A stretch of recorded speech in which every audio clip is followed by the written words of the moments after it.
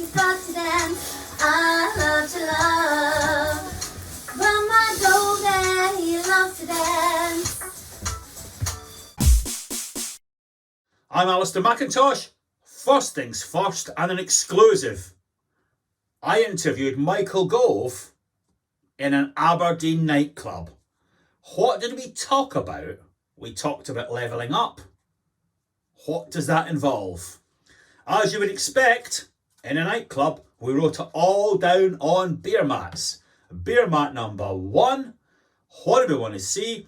Proper funding for housing support and care. An end to the cat and mouse game between the regulator and the lease-based providers. Fund the service properly for the most vulnerable people.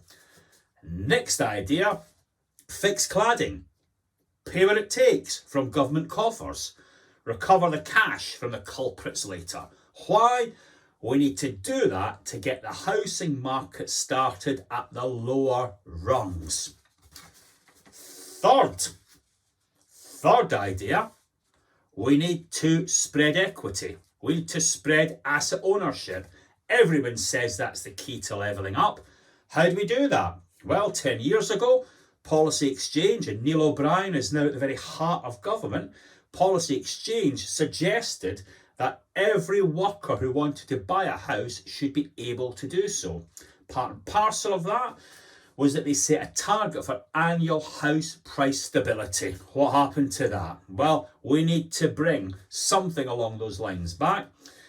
A few of the people from Policy Exchange have gone into the Centre for Policy Studies. They've produced a book called Homes for Heroes. It's about getting accommodation for key workers.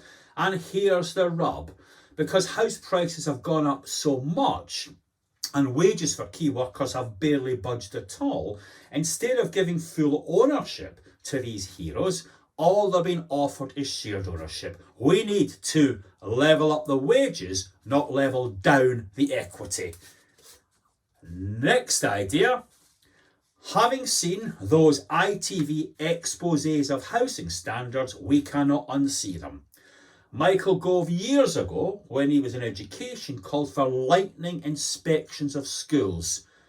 Should we see that in housing? And if we do, sometimes, not always, but sometimes the answer is more money, increased investment. We need to bring that money in so that our housing estates look as good as any tenure in this country. And the last point we discussed is that governance across housing simply isn't good enough. It has no relationship whatsoever to real life. It's about accountancy and forms. Important though they are, we need a connection to life on estate. So how about this?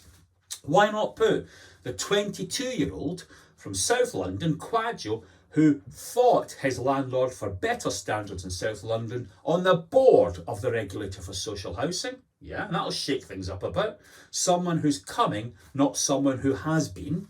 And why not make sure that tenants and workers have real clout on the boards of every housing association in the country. And let's not hide behind these satisfaction figures that have been punted at the moment. We know that the landlords exposed in ITV had almost 90% customer satisfaction, yet those standards prevailed. Let's have proper governance with residents and workers at the top table. Michael Gove didn't agree with all of this, but it's all here on these beer mats. Let's get back to the dancing.